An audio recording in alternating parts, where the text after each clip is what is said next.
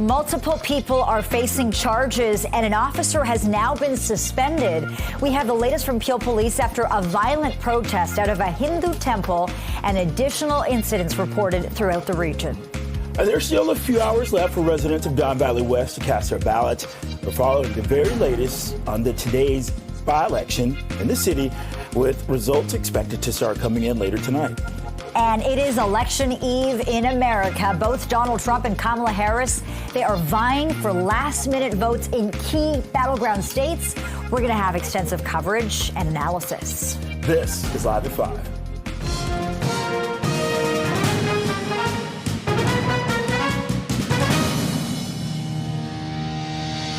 Good evening. I'm Bakari Savage. And I'm Lena Latifat. Thank you for joining us here on Live at 5. We are learning more tonight about the investigation into weekend protests in Peel region, including one outside of a Brampton temple that turned violent. And a Peel police officer has now been suspended. CP24's crime analyst Steve Rod has been following this story all day and joins us with the latest. Steve. Yeah, Bakari, yesterday a violent demonstration out front of this Hindu temple on Gore Road saw members or supporters of the Khalistani movement demonstrate at this temple, and some Hindu community members who are going into the temple were assaulted. Police allege that the assaults took place with sticks and with fists. And we heard today Peel Police arrested 4 people as a result. One person was arrested on the strength of a warrant that had nothing to do with yesterday's events. The other 3 are facing criminal charges such as assault police officer, assault with a weapon, and mischief. So there is a heightened police presence out front of the temple here tonight, as police are expecting more demonstrators to come back at 6 p.m. Now, making news as well was the fact that a video surfaced online yesterday of what people were alleging was a off-duty Peel police officer who was with the pro-Khalistani demonstrators. And it turns out that, in fact, it was an off-duty police officer, and Peel Police told me today that they have suspended that uniformed sergeant pending an internal investigation. It's very important when it comes to policing because there's impartiality in policing. Police officers need to be impartial. They have enormous responsibilities with the powers of arrest, the power to write tickets, and they carry a firearm on their hip. So not only do they have to be impartial, but they have to be perceived to be impartial. And credit to the Peel Regional Police for recognizing this and acting quickly to suspend this officer while they conduct their internal investigation. Now, I did get reaction from members of this temple earlier on, and here is some of what I was told earlier. Let's have a listen. I feel very much terrified to what actually took place yesterday. It shouldn't have happened. It was alarming, and such scale of scariness is never happened ever in Canada. And this is like it's gone at certain and above the threshold actually. As far as the investigation goes with regards to yesterday's events, police say that they are continuing with their investigation. They've got all kinds of video surveillance and phone surveillance, phone pictures, I should say, that they're looking at right now from the internet and online, and they are actively trying to identify other suspects, and we can expect more arrests. Send it back to you guys. Okay, that's CP24's crime analyst Steve Ryan, live in Brampton. Steve, thank you. Well, India's Prime Minister Narendra Modi, his reaction to what happened in Brampton, writing on social media, quote, "I strongly condemn the deliberate attack on a Hindu temple in Canada. Equally appalling are the cowardly attempts to intimidate our diplomats. Such acts of violence will never weaken India's resolve. We expect the Canadian government to ensure justice and uphold the rule of law." It is now 5:04, 14 degrees. Let's get a check on the evening commute with our traffic specialist, Adjoa, tonight. How goes that drive? Oh, it's a busy one, Lena, and we are dealing with problems sprinkled in the mix. We'll start with issues if you're traveling into Oakville. This is on the QEW eastbound. Just as you make your way past Dorval, it is the HOV as well as the left lane that is out with this collision. The good news, emergency crews are on scene, but it's really starting to slow down the commute from well before third line. And then on the Niagara-bound lanes of the QEW, this is through Appleby line. You'll find the right lane and the southbound Appleby line on-ramp to the westbound QEW. It's been blocked off. MTO and emergency crews are cleaning up some debris of some sort. It came out of this dump truck. So once the cleanup is done, we'll let you know. And the other issue happening on the northbound lanes of the 410 through Steeles. Looks like a collision. It's been moved over to the side. At one point, it was the HOV lane that was blocked. On city streets, just a heads up, crews on scene of a collision on Eglinton, just west of Laird. This CP24 traffic report is brought to you by 407 ETR. Enjoy the journey with a stress-free commute. Well, York Regional Police are trying to identify a suspect who shot up a home in Georgina over the weekend. Okay, you heard it right there. This is video that investigators released showing someone firing more than a dozen shots at the house before driving off in a waiting SUV. Police say that the incident happened on Danny Wheeler Boulevard near Vallejo Street. This was Sunday. Bullet holes were found in the upstairs bedroom. No one was hurt. Police are asking anyone with information or video from the area to contact them or Crime Stoppers. And speaking of Crime Stoppers, Toronto police and city officials kicked off Crime Prevention Week today. The annual campaign aims to bring people together to address the community issues that lead to crime. This year's theme is Awareness in Action, Keeping Ontarians Safe Together. The initiative promotes collaboration and raises awareness of the tools available to prevent crime. Together, we can create safer, stronger communities throughout Toronto. We must continue to use this collaborative approach that we're developing in Toronto. Each year, we get better and better at it. Where police and the community engage to ensure neighborhoods are safe and healthy and nurturing environments, that's when we're most successful. This approach establishes us as a global leader in community policing. And we must build on that and continuously improve, striving for excellence. And Toronto Police Staff Superintendent Don Ballinger highlighted measures in place to address intimate partner violence. Here we are standing next to a Shoppers Drug Mart, one of the partners that has implemented the, quote, Ask for Angela campaign, spearheaded right here in Toronto, in Canada, by Victim Services Toronto. When victims of gender-based violence use the code phrase, "Is Angela here?" at participating Loblaws and Shoppers Drug Mart stores, staff are actually trained to bring the victim to a safe space to allow them to seek the support they need.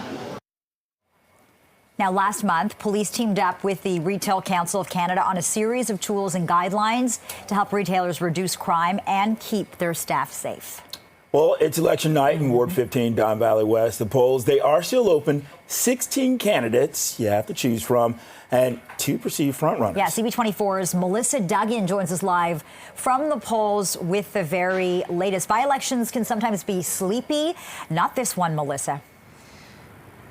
Yeah, a lot of eyeballs on this one, Lena. So I'm outside of one of the polling stations at the CNIB Foundation on Bayview here. I can tell you there is some light rain falling right now. Of course, you want clear weather conditions on an election night, especially a by-election night where turnout not always huge. We saw about 4,000 votes cast during the early polls. So it's going to be interesting to see just how many people turn out today. And now, as you mentioned, it is a crowded field. Some 16 candidates' names on the ballot, about 12 of them still actively campaigning up until today. But there are 2 perceived front runners. One of them, Rachel Chernos-Lynn. She has served as a Toronto District School Board chair, campaigning on a platform of tackling gridlock and crime and making the community more walkable and making sure that new developments reflect the community's values. We caught up with her today. Here's a little of what she's saying. The momentum was building as we got out to more and more places. You know, I've never run for mayor, so I didn't have the same name recognition as my main opponent, you know, who is a Toronto, you know, he's got a big media presence and social media presence. I didn't have that, but what I did have was experience. And as our message was getting out and we got to more and more doors, you could just feel this groundswell. So it's been incredible the last several weeks. We could just feel this sort of huge momentum coming with us, and I can't wait to see the results tonight. Now, that candidate that she's referring to there with that name recognition, that is Anthony Furey. He, according to opinion polls, has a slight edge over Chernos Lynn. Now, he is known as a former Toronto Sun columnist, former broadcaster, and campaigning in the area after he ran in the last mayoral by-election. Again, he doesn't live in this ward, but certainly has been picking up some steam over these last few weeks during his campaign. Now, his platform is seeing him tackling traffic, crime, and affordability, also saying he's against property tax increases that are unreasonably high. We just spoke with him a short time ago. Here's what he's saying on this election day. I'm looking forward to working with everyone to bring about positive change for the residents of Don Valley West and everyone in this city. And Olivia, the mayor, and I may not agree on every little policy issue, but she's a good person and I get along with her. So when I agree with her, we're going to work together for the residents. And when I voice a disagreement, well, you know, I think that's going to happen as well. So there we go. It's important to know why we are having this by-election today. Jay Robinson was a longtime councillor for this ward of cancer in May. Her son, by the way, Sam Robinson, among the 16 names on the ballot today. As for polls, Alina and Bakari, they're going to be open until 8 p.m. tonight. And as soon as we have those results, we're going to bring them to you. Okay, live in Ward 15, CP24 is Melissa Duggan. Melissa, thank you. With that, it's 5:11, 14 degrees. This is Live at 5. Well, after the break, we're going to head south of the border as the final day of campaigning continues ahead of tomorrow's historic presidential election. We're going to have the latest from Kamala Harris and Donald Trump. Stay with us.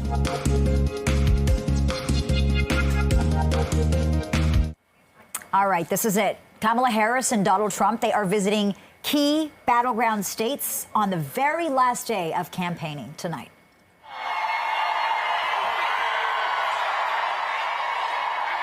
Harris is spending the day in Pennsylvania. This is where she visited working class areas before holding a rally in Allentown. That's a majority Hispanic city. And it's home to tens of thousands of Puerto Ricans. And Kamala Harris will wrap up the day with a rally in Philadelphia. America is ready for a new way forward where we see our fellow American not as an enemy, but as a neighbor. We are ready. We are ready for a president who understands that the true measure of the strength of a leader is not based on who you beat down, it is based on who you lift up. God bless the USA. In the meantime, Donald Trump kicked off his last day of campaigning in North Carolina. He then held a campaign rally in Pennsylvania this afternoon. He is set to hold his final campaign event tonight in Grand Rapids, Michigan. Here's more from him. Kamala broke it, and I will fix it, and fast.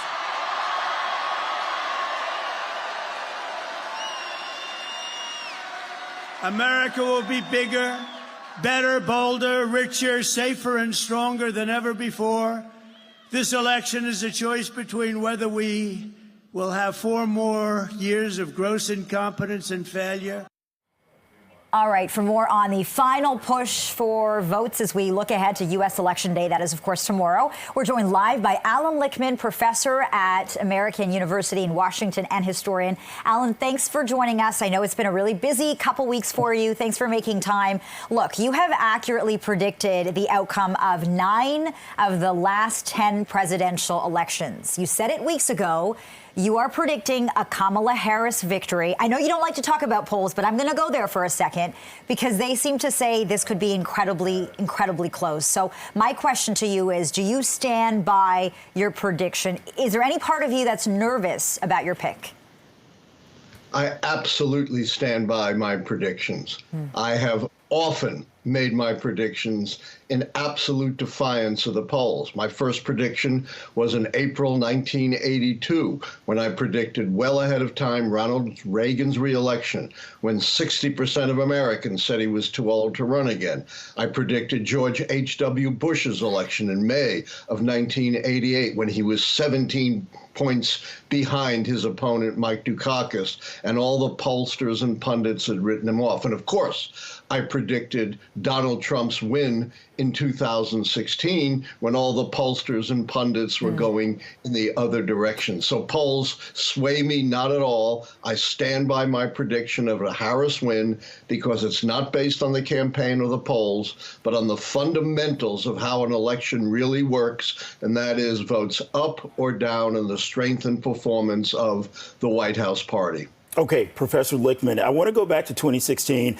Let's talk about the confidence that Clinton's campaign had. They rented out the Midtown Hilton. Yeah. They had a symbolical glass ceiling that was going to crack when the votes were read, when the election was called. How are you so confident this time around? And what's the difference again? Well, look, I've been doing this for 42 years. I think I've outlived all the other forecasters. And absolutely, I get butterflies in my stomach every 4 years because unlike the pollsters who give you these ridiculous probabilities that they can back off from, I tell you who's going to win or lose, and I can be proven wrong. But the reason I'm confident is my system is based on the fundamentals. It's been essentially right, and I can argue I was right in that 2000 election as well, because based on the intent of voters, Gore should have won. But people will be debating 2000 forever. So it's based on a 40-plus year track record of advanced prediction. And retrospectively in development, it goes all the way back to the horse and buggy days of politics, the election of Abraham Lincoln in 1860. I developed the system in 1981. So I have 160 years of patterns of history behind it. Could I be wrong? Of course. I'm a human being. But I have a lot of confidence in my predictions and very little in the polls. It's so fascinating to hear you talk like that, Professor. I want to talk about something else that's fascinating. The numbers out of Iowa tonight revealing that Kamala Harris seems to have a 3-point lead. That is, of course, within the margin of error. What is your take on this? It blew me away. I didn't expect Iowa to be competitive. And what is significant is not so much the 3-point lead, although that's shocking. It's a 7-point shift from the last poll, which had Donald Trump ahead 4 points. I'm not saying this poll is going to show that Trump wins Iowa, but if there's any credence to this poll, it is historically the most accurate of all polls. Not only accurate about predicting Iowa, but accurate about predicting the Midwest overall, which is the great battleground here. And let me say there are a couple of things in this poll that should be very worrying to Donald Trump. A 20-point lead among women. And we know women are going to be 53 to 54% of the electorate. If that holds in other states, there's no way Donald Trump could possibly overcome that with the men's vote. Plus, remarkably, older voters seem to be shifting towards Harris. Donald Trump has got to win big among older voters because we know younger voters are going to break for Harris. So if there's any validity to this, it's a big red warning flag for Trump. Okay, maybe we'll find out tomorrow night. Maybe we'll find out next week. Professor Alan Lichtman with American University in Washington. Thank you. Thanks so much for this. It's been great chatting with you. It's now 5:19, 13 degrees. You're watching Live at 5. Pierre Poilievre is asking Canada's premiers for help when it comes to his vision for housing. We're going to have those details and reaction from the Ford government. It's next.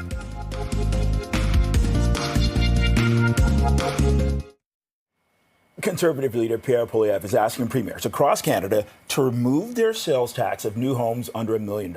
Yeah, Poilievre has written to the province's premiers asking them to remove the tax, saying it'll help residents save tens of thousands of dollars. The Conservatives estimate the measure would reduce the cost of an $800,000 home by $40,000 and contribute to the construction of another 30,000 homes per year. We need to axe the tax on new homes to bring down the price. After 9 years of Trudeau and the NDP Liberals, housing costs have doubled. They've risen more in Canada than in any other G7 country. Vancouver is now the third and Toronto the 10th most overpriced housing market in the world, worse than Manhattan, London, England, and countless other places with more money and people and far less land. Doesn't make sense. The leading cause of higher home prices is government bureaucracy and taxes. Ontario Finance Minister Peter Bethlenfalvy's office released a statement in response to Poilievre's letter. It reads, quote, Ontario currently offers a 75% rebate on the provincial portion of the HST for new homes. Last year, we led the way on reducing costs for new purpose-built rental housing by urging the federal government to work with Ontario and eliminating the full 13% HST. We will continue to work with all levels of government to get more homes built faster so that more people can afford to buy a home. Now, Poilievre says he will pay for the federal tax cut by doing away with Liberal housing policies. And speaking of housing, Ontario's New Democrats, they are bringing forward a plan that they say will get more housing built in the province. The NDP is proposing creating a new agency known as Homes Ontario that would finance affordable, non-market homes. The party says the program would provide public land for nonprofit and co-op housing providers and double the supply of permanently affordable homes. The NDP is pushing the plan after the fall economic statement showed the government is lowering projections for how many new homes will get built over the next few years. This is about not just certainly about providing homes for people who do not have housing, but it is also about people who've been priced out of the market, right? People who need affordable, stable rental, families, seniors, many others. I meet people all the time, seniors in Thunder Bay who would just like to downsize it, but they can't find affordable rental options. Premier Doug Ford has pledged to build 1.5 million homes. This is by 2031, but the province, it hasn't met any of its annual targets towards that goal. It is now 5:24, 13 degrees. You're watching Live at 5. The anticipation is building ahead of Taylor Swift's arrival right here in Toronto, with new signage going up ahead of those sold-out shows. That story is next.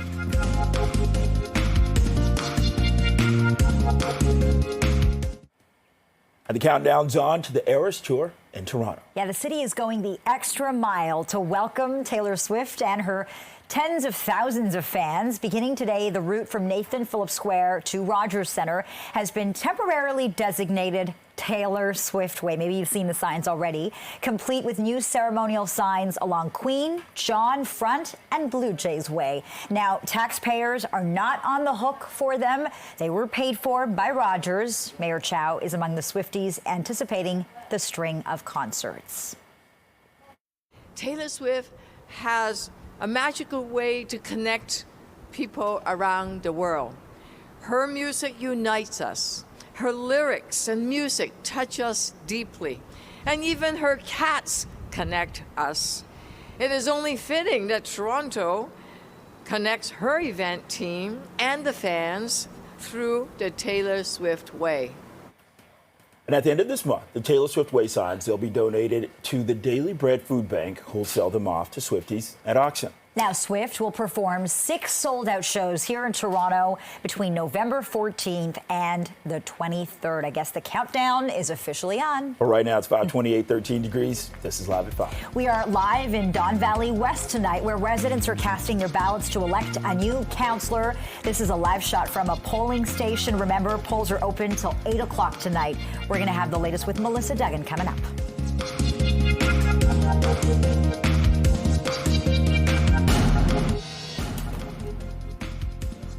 Well, there are still a few hours left for residents of Don Valley West to cast their ballots. We're following the very latest on the city's by-election, with results expected to start coming in later tonight. Multiple people are facing charges, and an officer has now been suspended. We have the latest from Peel Police after a violent protest outside of a Hindu temple and additional incidents reported throughout that region. And this way to Taylor Swift Mania. The city unveils street signs to celebrate the superstar's arrival. You see what I did there? This way to certainly did. City street signs. You're watching Live at 5.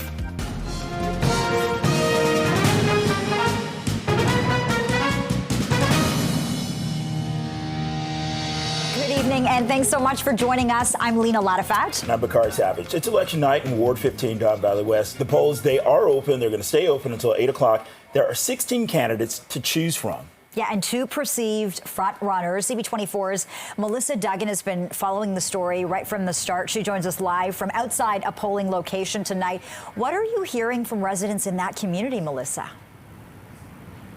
Yeah, you know, what we've been hearing for the weeks running up to this election is that affordable housing, transit, traffic have been their key issues.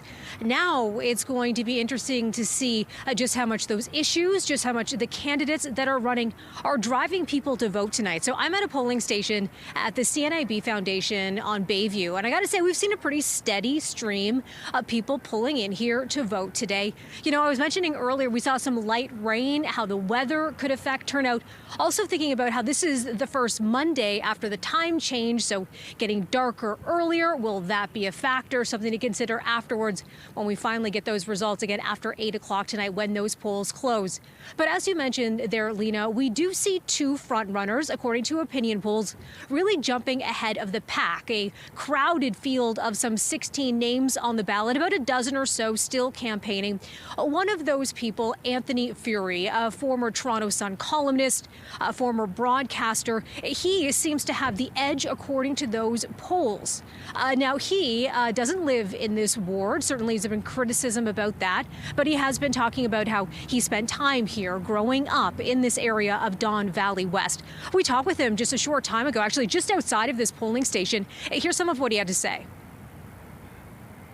I do think there are some issues where the vote does not represent where the city headspace is at. For instance, when it comes to renaming Yonge and Dundas Square, the vote was something like, 17-4 and 6 against or something like that. But then when you look at public opinion, everybody at the door from all walks of life, they just roll their eyes at an issue like that. They say, come on, that's not a priority. So I think I would be one of the voices to add to the mix to get us more in that right direction.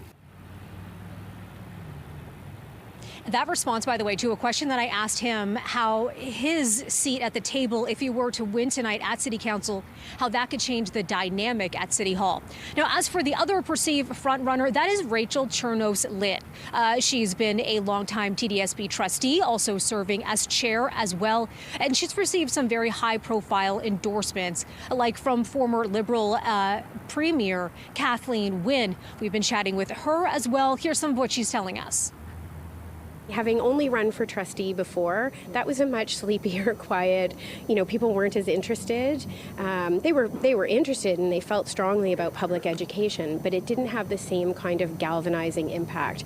This one has taken on, and maybe part of it is the U.S. election and some of the pieces that kind of align a little bit with that, but also I feel like people have just really taken an interest in this particular campaign and the local versus the bigger issues of what's happening in the world and where they want things to go. And I felt a really strong local push of people who just want to make sure that they get that strong local voice with someone who has experience. And Chernos-Litt also kind of referring there to the kind of the bigger picture.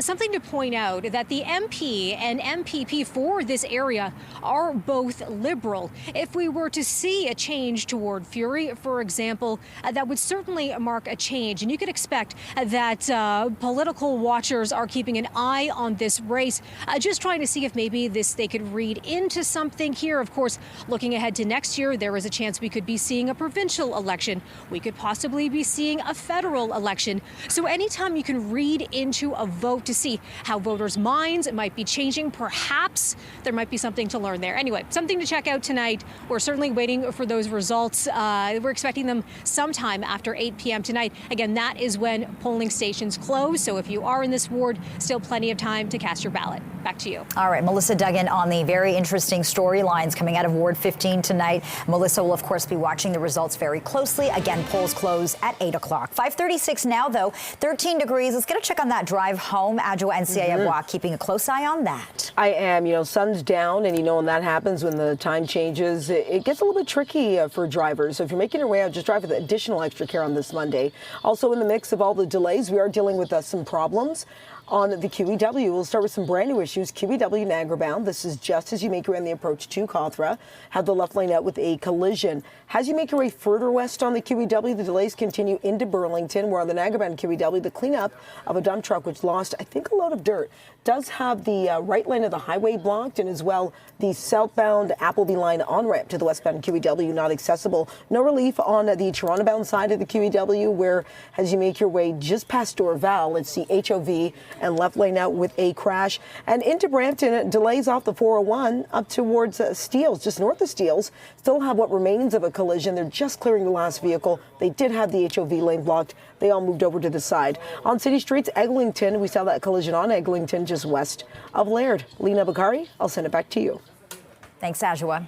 Well, we are learning more about the investigation into weekend protests in Peel region, including one outside of a Brampton temple that turned violent. A Peel police officer has now been suspended. CP24's crime analyst Steve Bryan has this story. Steve. Yeah, Bakari, we're out front of the Hindu temple on Gore Road. This is where there was a violent confrontation yesterday between pro-Khalistani demonstrators and those in the Hindu community that were attending the temple. Police told us today that the 4 people were arrested as a result. 1 was arrested on the strength of a warrant that had nothing to do with yesterday's incident. 3 others were arrested and now face charges such as assault with a weapon, assault police officer, and mischief. Now, social media was a buzz all day today with images of a man that was here as a pro-Khalistani demonstrator. There was allegations that this man was a off-duty Peel Region police officer. And today, Peel Regional Police confirmed for me that it was, in fact, an off-duty police officer, and he has been suspended pending an ongoing internal investigation. Now, this is important for this reason. Policing is an enormous responsibility. Officers have firearms. They have the ability to make arrests, to write tickets, and you have to be impartial. And not only do you have to be impartial, but you need to be perceived as being impartial. So this was problematic for Peel Regional Police. Credit to them acting as quickly as they did, suspending this officer until such time that they can figure out exactly what went on pending this internal investigation. Now, earlier on, I spoke with a member of this temple who witnessed yesterday's events, and here's some of what he told me. Let's listen. I did have a chance to speak with so many members at the Hindu temple, and particularly everybody's terrified, everybody's scared about this friction and the conflict, which has impacted their mind in a way that should not have been. We all come from same country, India, and we live in Canada. There is no scope of violence to take place, but unfortunately, yesterday's incident has made wrongful impressions in the minds of the people. Now, Peel Police tell us that they are expecting another demonstration here at 6 p.m. tonight, and off in the distance, as you can see from Albert's shot, there are demonstrators out front of the temple waving flags, and from where we are standing right now, guys, I can hear voices being escalated. I can't tell you what they're saying, but there's certainly shouting going on, and as a result, there's a heightened police presence in this area as well. I'll send it back to you guys. This is CP24's crime analyst, Steve Bryan, live in Brampton. Steve, thank you. Well, Windsor suing the federal government over the costs incurred during the blockade at the Ambassador Bridge. This was in 2022. Yeah, the lawsuit alleges Ottawa broke its promise to fully cover the city's expenses related to the convoy that cut off access to Canada's busiest trade corridor with the United States for 6 days. Windsor also wants compensation for ongoing expenses related to protecting its international border crossings, as well as a formal declaration of federal responsibility for policing and securing the border. And a reminder to subway riders about some service changes this week. So starting tonight and continuing through Friday, train service on Line 2 will end at 11 o'clock between Kipling and Kill stations from Monday to Friday. This is for planned track work. Shuttle buses will run instead. A subway service will resume at 6 o'clock the following Monday. It is now 5:40, 13 degrees. This is Live at 5. And the province has announced new plans to recognize veterans as we look ahead to Remembrance Day next week. We're going to have more on a new build introduced at Queen's Park. That's next.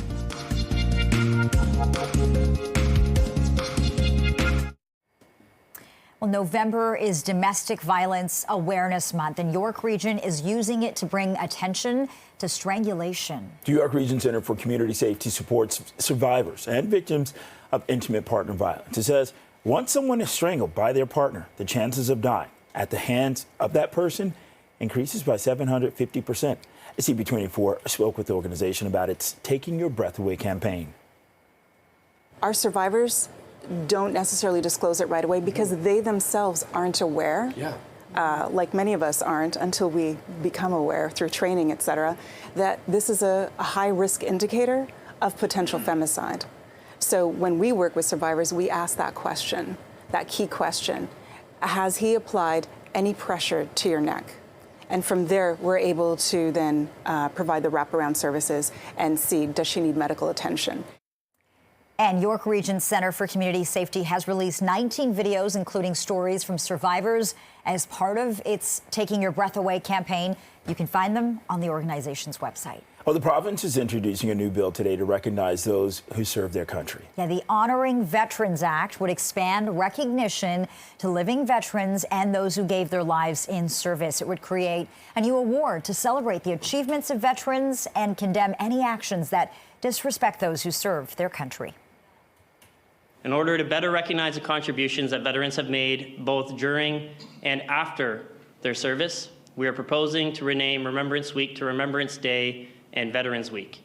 This will make Ontario a leader among provinces across Canada in legislating Veterans Week.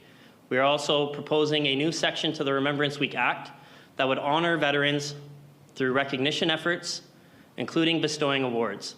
This would be a first-of-its-kind provincial recognition in Ontario, specifically celebrating veterans who have made significant contributions in their communities.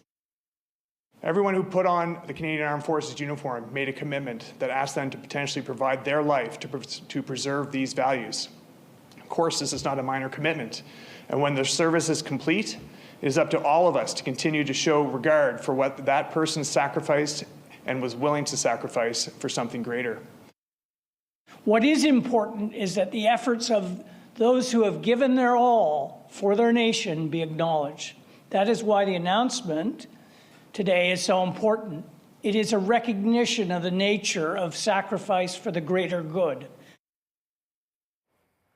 Ontario is home to roughly 150,000 veterans, and every year, 8,000 to 9,000 military members are released from service. Well, the federal government is out with draft regulations aimed at capping greenhouse gas emissions from the oil and gas sector. The regulations require producers to slash their emissions by 35% below 2019 levels from 2030. They establish a cap-and-trade system that rewards low-polluting companies and gives an incentive to high-polluting firms to make their operations cleaner. The oil and gas sector is Canada's highest polluting industry, accounting for almost a third of this country's emissions. The oil and gas sector has also been experiencing record profits. Those profits have grown tenfold since the pandemic, going from $6.6 billion to $66 billion. So we're asking the oil and gas sector to invest their record profits into pollution-cutting projects that can create and keep good jobs.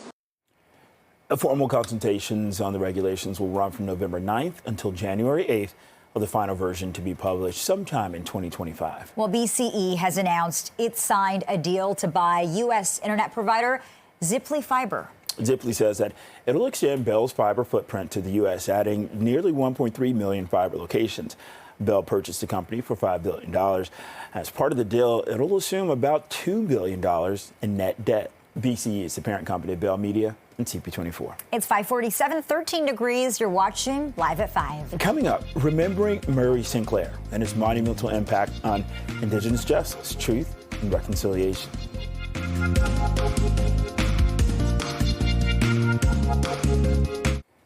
Welcome back. Murray Sinclair, who chaired the Truth and Reconciliation Commission on residential schools, has died at the age of 73. Murray's death was confirmed by his son, who says his father died early this morning in a hospital in Winnipeg. Sinclair was the first Indigenous judge in Manitoba and the second in Canada. He also served as a senator in Manitoba from 2016 to 2021 and was honored with the Order of Canada in 2022. In recent years, he limited his public engagements due to declining health as he lived with heart failure. His family says he had been in hospital for a number of months. Well, Prime Minister Justin Trudeau reflected on Sinclair's work ahead of the Truth and Reconciliation Commission. He is rightly being remembered for an extraordinary life filled with achievements.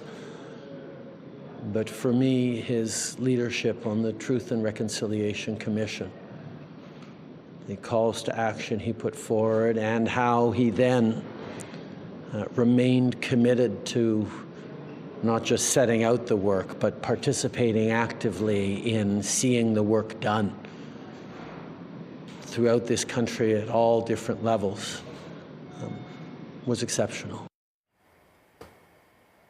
And a sacred fire to help guide his spirit home has been lit outside the Manitoba legislature. This is according to the family. Sinclair's family also said that a sacred fire again has been set up. Well, music mogul Quincy Jones has died at the age of 91. His publicist says that he passed away peacefully at his California home yesterday, surrounded by his family. Jones, a producer and composer, is known for his work with Frank Sinatra, Aretha Franklin, and Michael Jackson, among many others. He also oversaw the all-star recording of We Are the World, the 1985 charity record for famine relief in Africa. Over his 7-decade career, Jones was nominated for a record 80 Grammy Awards, winning 28. And Chum 104.5 host Jamar McNeil had the chance to interview Quincy Jones and shared his memories of the music legend with CP24. Quincy Jones's music is pretty much the soundtrack of my life. And you don't ever think that you're going to be able to stand in front of somebody that monumental and gigantic and be able to have a conversation with him. But I did, and it was one of the greatest moments of my career when we spoke about the TIFF premiere of his documentary, Quincy. He was there joined by his daughter, Rashida Jones, and she actually wrote and produced the documentary with Quincy. And what we talked about mostly was how proud he was that his daughter was able to sit and understand who he was. I know you've had the chance to meet Mr. Jones, and you've talked about how incredible that was. Now, in a statement, his family says they are heartbroken, but they are celebrating the incredible life that he lived. Immensely extraordinary life. It's 5:53, 13 degrees. This is Live at 5. For more on today's stories coming up. Stay with us. We'll be right back. All eyes on tomorrow as millions of Americans head to the polls. Even on the other side of the border, Canadians are closely watching what happens. And there's new research out of Toronto Metropolitan University when it comes to predictions in these emotionally charged situations. Yeah, and joining us live with more on this is lead researcher Mene Kyra-Yakubian. Mene, thank you so much for joining us. So you're taking a look at the relationship between emotions as they relate to elections and hindsight bias. Explain this to us. What did you look at, and what do you mean when you say hindsight bias? Hindsight bias is a cognitive illusion. It's also called the knew it all along phenomenon.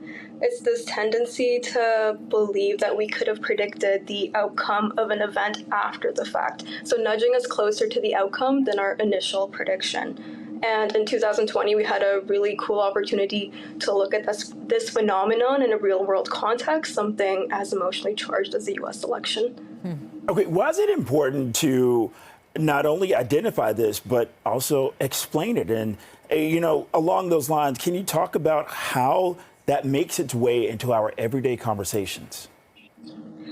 Yeah, so these things aren't at the forefront of our mind. They're subconscious, and I think the more we know about the cognitive distortions at play, the wiser we become.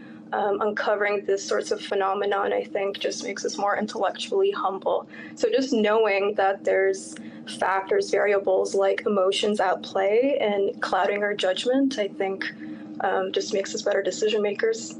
So I want to come back to this idea of hindsight bias and how emotions play a role here. You talked about looking at the 2020 American election results. That is, of course, when Joe Biden beat Donald Trump at the polls. What did you find when you talked to people before the election and then after voting day?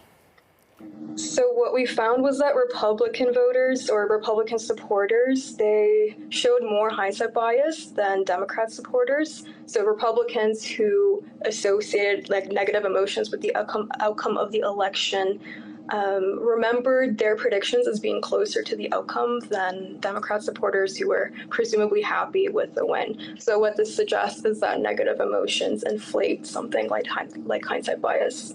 Okay, so Mene, what explains sort of that fudging of oh, well, I thought it was going to be this, and it turned out to be this. It might be a defense mechanism as a way to protect our self-esteem, so to prevent shame and humiliation, like that feeling of, oh, I knew this was going to happen anyways, just like throwing that aside, just to not feel bad about that faulty prediction. Yeah. Yeah, maybe a way to soften the blow. Mene Kyra Yakubian, lead researcher on this study. Fascinating stuff. Thanks so much for making time for us. Appreciate this. Thanks a lot. Thank you so much. Okay, it's now 5:59, 13 degrees. This is Toronto's Breaking News, CP24. You're watching Toronto's Breaking News, CP24. Thanks for watching. CTV News at 6 is next.